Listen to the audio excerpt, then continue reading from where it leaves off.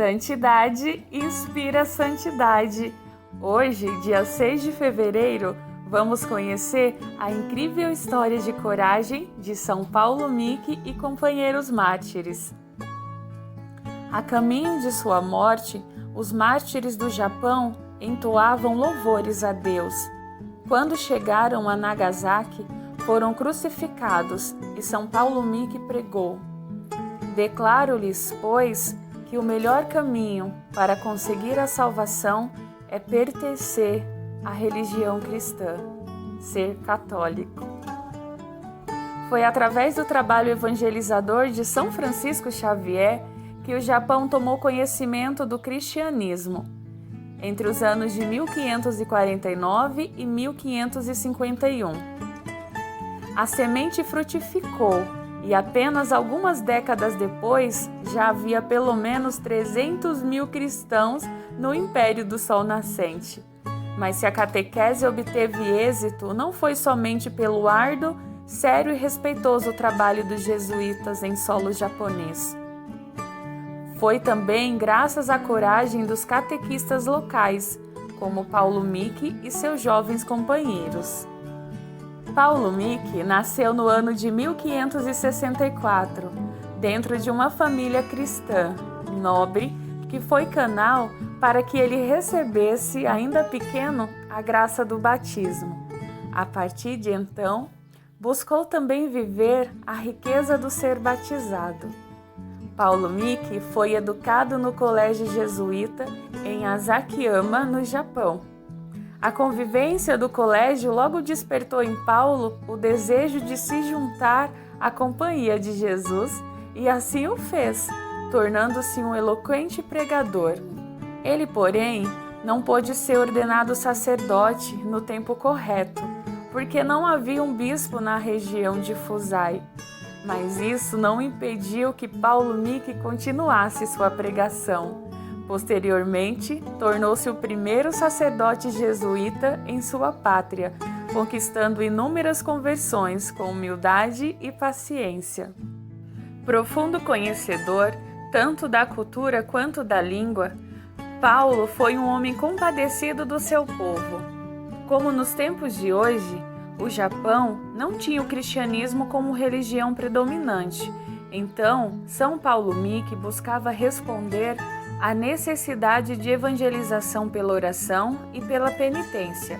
Com estratégias inspiradas pelo Espírito Santo, foi um homem dócil de comunidade. Ousado e corajoso, quando ergueu-se a perseguição do cristianismo no Japão, o imperador Toyomi Hideyoshi era simpatizante do catolicismo, mas de uma hora para outra se tornou seu feroz opositor. Por causa da conquista da Coreia, o Japão rompeu com a Espanha, em particular com o Ocidente em geral, motivando assim uma perseguição contra todos os cristãos, inclusive alguns missionários franciscanos espanhóis, que tinham chegado ao Japão através das Filipinas e sido bem recebido pelo imperador. Os católicos foram expulsos do país, mas muitos resistiram e ficaram. Só que a repressão não demorou.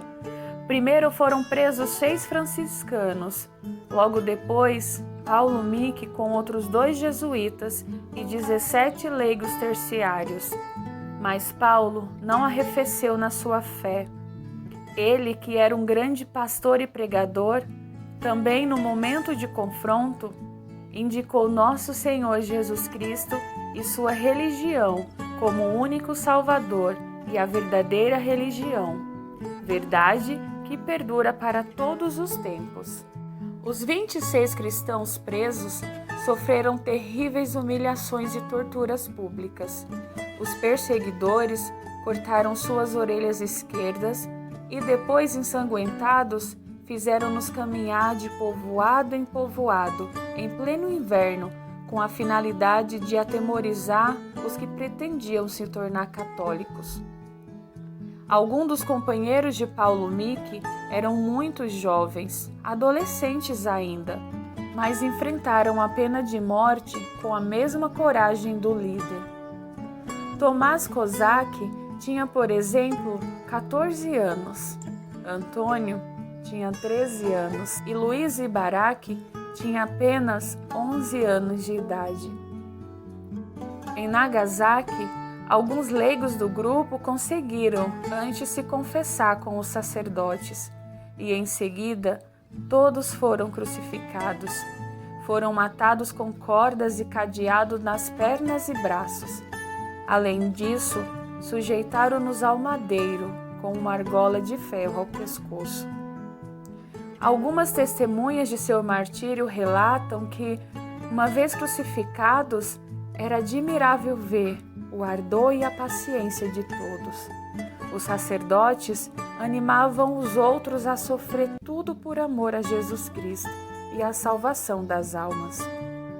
Os mártires, que eram jesuítas, franciscanos e leigos, adultos, jovens e meninos, nesse momento cantavam, rezavam e invocavam Jesus, Maria e José. Também aconselhavam os presentes a se manterem fiéis à santa religião sempre. Meu Senhor Jesus Cristo me ensinou com suas palavras e seus bons exemplos a perdoar os que nos ofenderam. Eu declaro que perdoo o chefe da nação, que deu a ordem de nos crucificar, e todos os que contribuíram com o nosso martírio. E lhes recomendo que se façam instruir em nossa santa religião e se façam batizar, disse São Paulo Miki, antes de ser crucificado.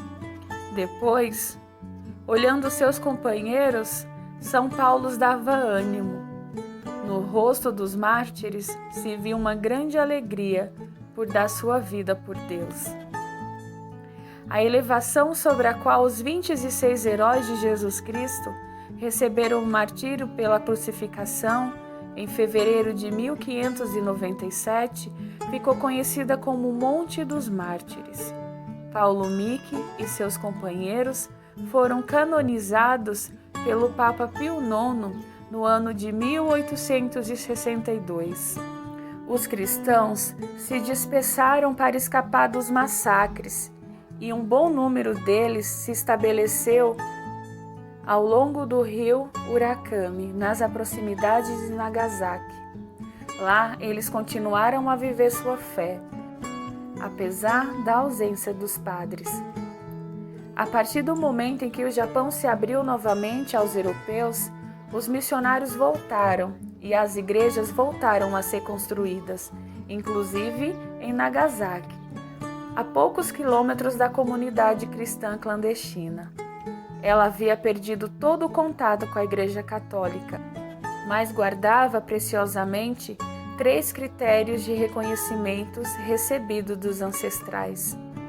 Quando a Igreja voltar ao Japão, vocês a reconhecerão por 3 sinais. Os padres não são casados.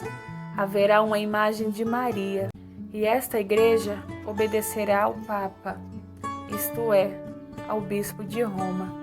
E foi assim que aconteceu, 2 séculos e meio depois, quando os cristãos do Império do Sol Nascente puderam se reencontrar com sua Santa Mãe, a Igreja. São Paulo Miki, assim como os companheiros de missão e os outros cristãos fervorosos, deram testemunho com a vida e também com a morte. Peçamos assim a intercessão de São Paulo Miki, para que o nosso relacionamento profundo com Deus se traduza em evangelização para a humanidade. Que possamos anunciar o Evangelho de Jesus como a nossa vida. São Paulo Miki e companheiros mártires, rogai por nós.